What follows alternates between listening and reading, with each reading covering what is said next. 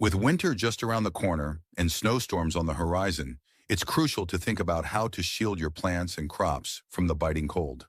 Imagine waking up to a frosty morning only to find your greenhouse has become an icy wasteland. The power's been out for hours, and without any heat, months of hard work on your crops are now reduced to withered, lifeless remnants.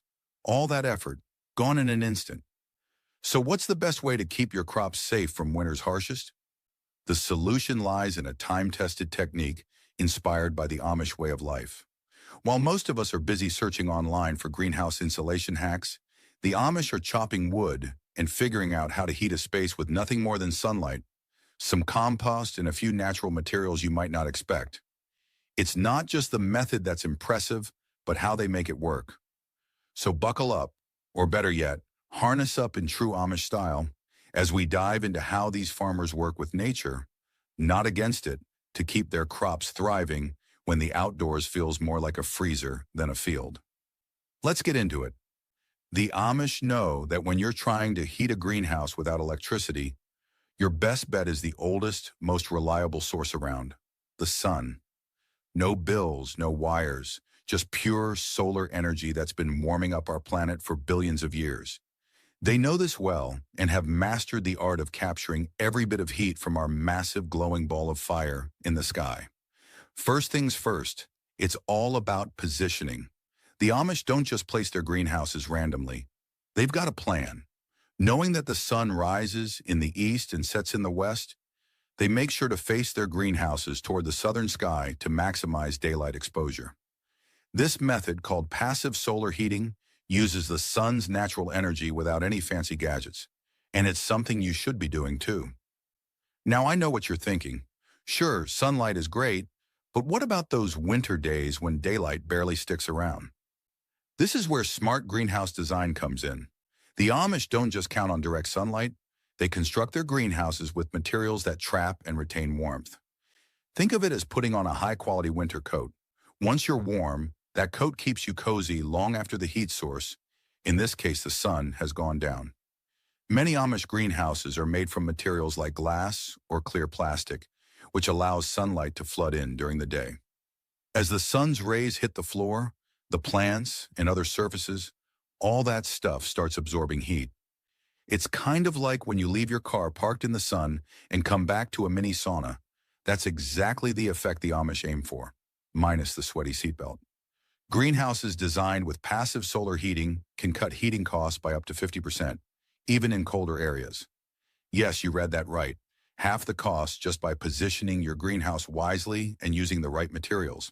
If only getting a good deal on car insurance were that easy. When setting up your greenhouse, make sure to take full advantage of the sunlight, just like the Amish. They often include features like slanted roofs to capture more rays or double-layered walls that act like a warm thermos. It's like turning their greenhouse into a sun-powered oven, ensuring their veggies stay protected all season long. The Amish know how to make the most out of winter sunlight, even if it's less than what the average office worker sees. But don't think it's all about bright, sunny days. Amish greenhouses are designed to make every bit of light count, even on those overcast winter days. The thing is, you don't need full sun to keep things warm. Just a sliver can do wonders when your greenhouse is set up to capture every photon it can, like squeezing the last drop out of a toothpaste tube. The Amish have perfected this approach to a science. So next time you see the sun peeking out from behind the clouds, think like the Amish and ask, how can I make this work for me? The answer, build smarter, not harder. And remember, wear sunscreen. Always wear sunscreen. Next on the list of smart and efficient Amish methods to heat a greenhouse without electricity is mastering what's called thermal mass. Now, I know that might sound like a flashback to high school physics, but stick with me.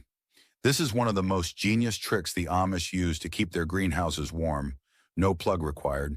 And don't worry, there's no test at the end. So what exactly is thermal mass? Simply put, it's using materials like water, stone, or bricks to soak up heat during the day and slowly release it at night when temperatures dip. Think of it like the most patient heating system in the world. It's a bit like baking cookies. You preheat the oven, and even when you turn it off, the kitchen stays warm for a while. Not to mention it smells amazing. Well, in this case, it's your greenhouse staying cozy, minus the cookies, unfortunately. The Amish have become experts at this. They use materials in their greenhouses that act like little solar-powered batteries, storing up warmth during the day and releasing it at night. Stone floors, brick walls, and even large barrels of water all help retain heat, keeping plants comfortable even on freezing nights.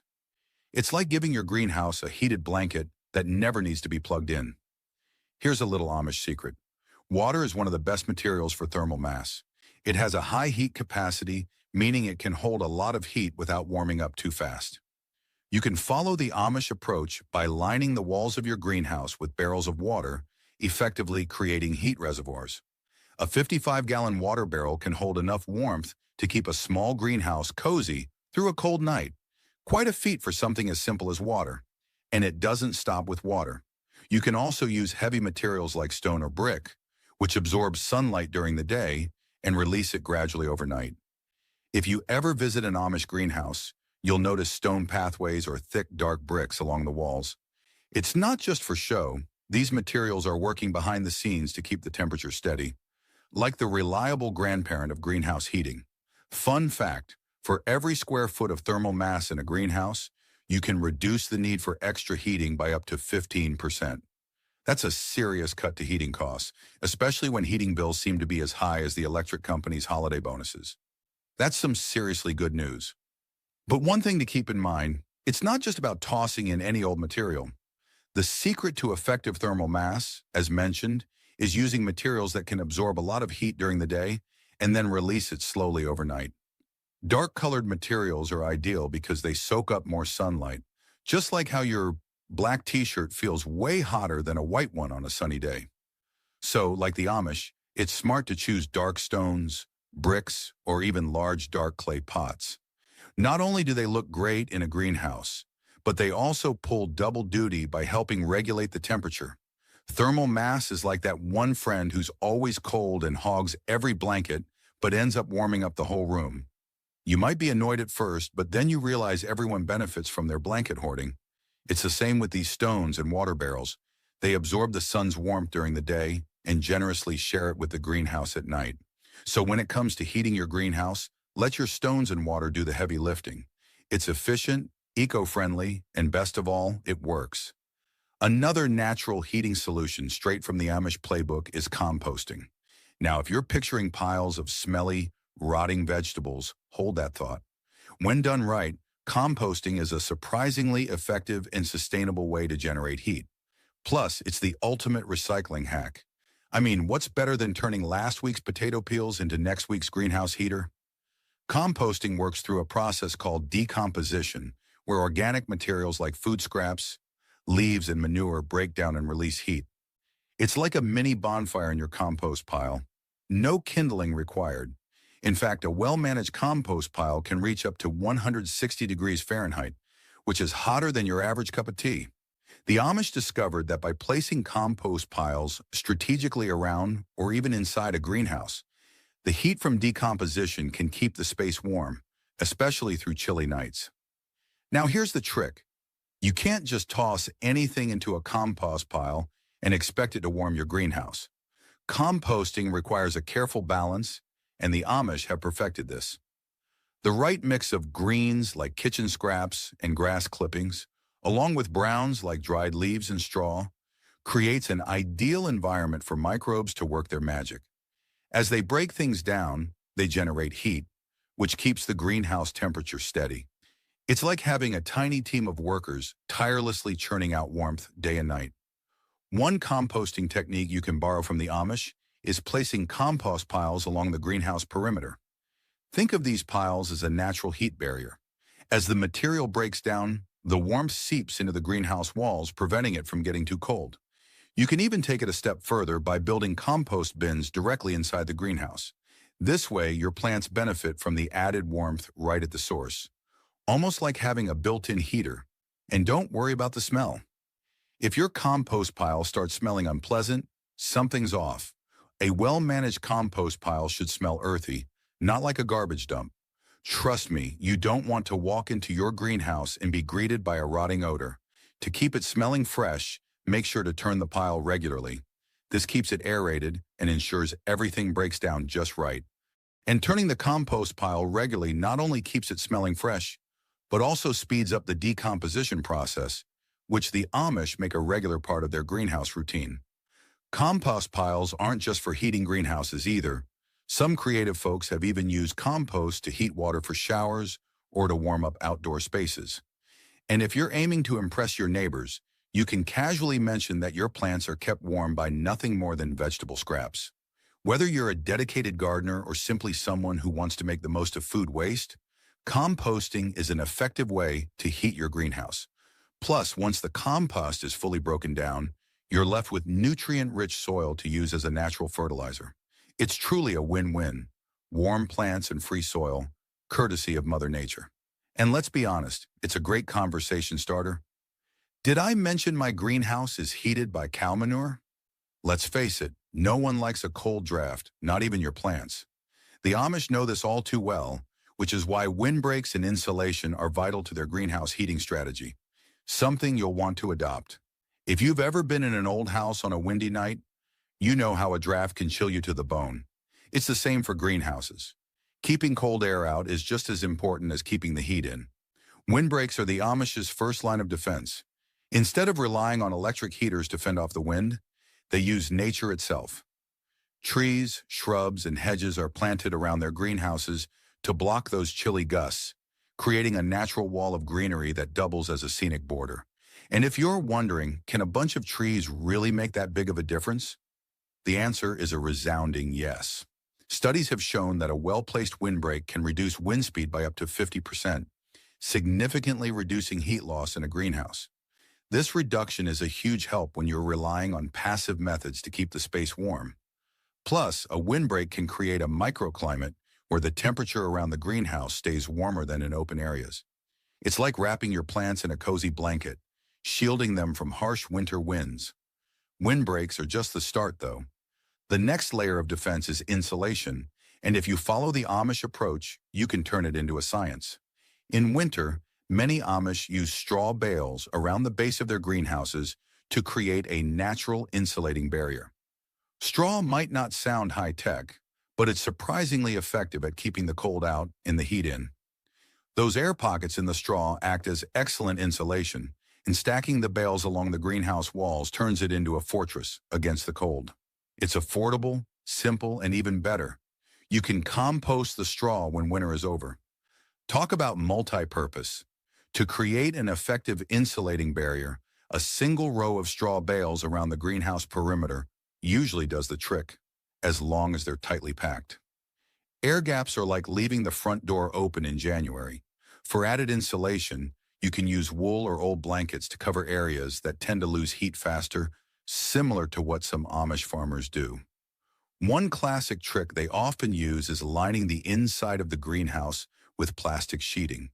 While plastic might not seem very Amish, it's actually a common and practical choice in their greenhouses. Clear plastic is often stretched over frames or double-layered to create an air pocket that traps heat inside, like a makeshift thermos.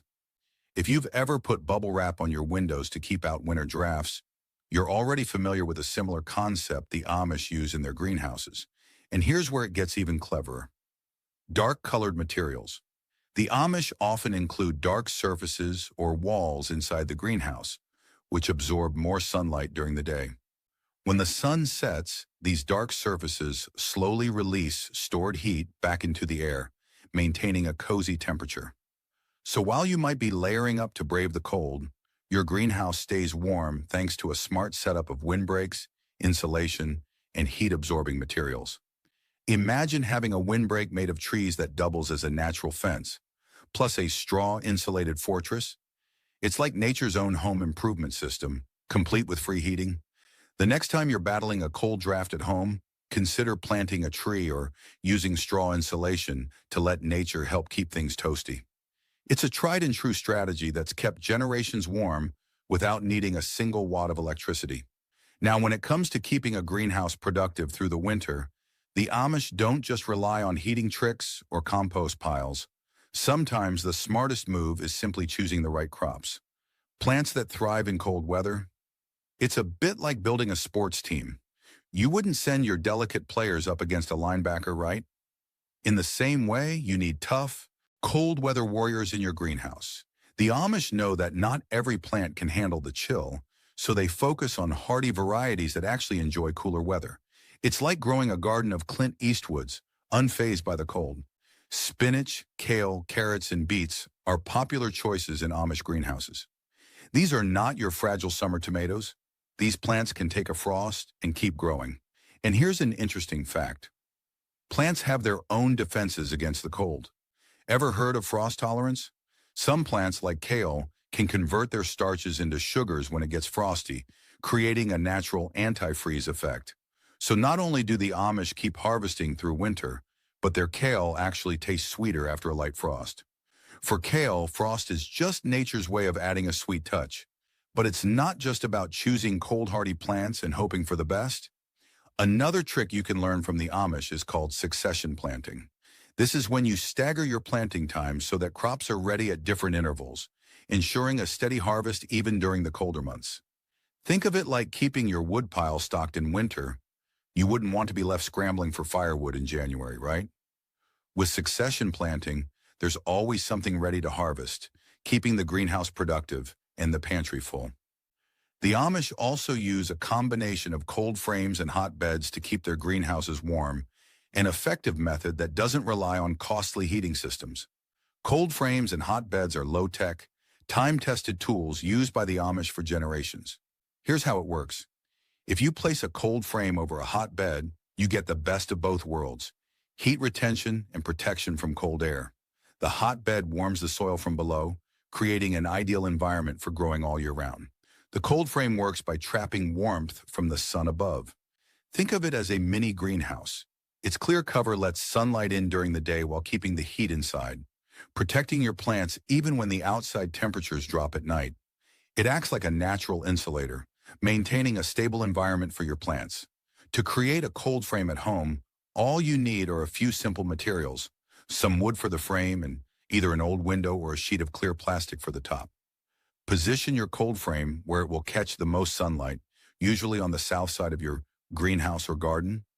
For extra insulation, you can surround it with straw bales. Once set up, cold frames are perfect for starting seeds early or keeping cold-hardy crops like spinach, lettuce, or herbs growing through the winter. Essentially, you're creating a small, protected microclimate for your plants, which allows them to thrive with minimal resources. Hot beds are another clever heating method that rely on natural decomposition to generate warmth. This technique has been used for generations and remains popular today as a sustainable way to heat the soil in greenhouses. To make a hot bed, you layer manure or compost underneath the soil. As the organic material breaks down, it releases heat that rises into the soil, creating a warm environment for your plants. To create a hot bed, dig a trench about 1 to 2 feet deep. Fill the bottom with fresh manure. Horse manure works especially well since it generates a lot of heat.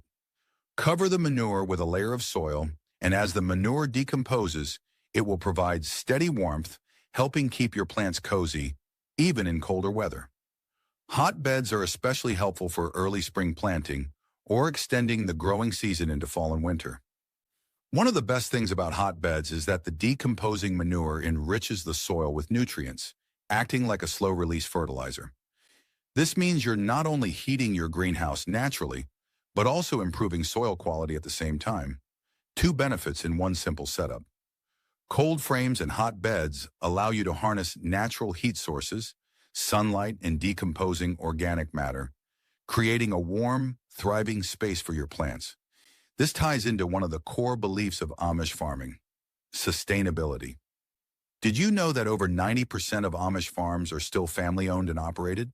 That's a testament to their commitment to sustainable practices. The Amish have been passing down their farming knowledge for generations, treating it like a treasured family recipe. For them, sustainability isn't a buzzword. It's a way of life. They don't need to subscribe to eco-friendly magazines or watch documentaries about climate change. They're already living sustainably every day.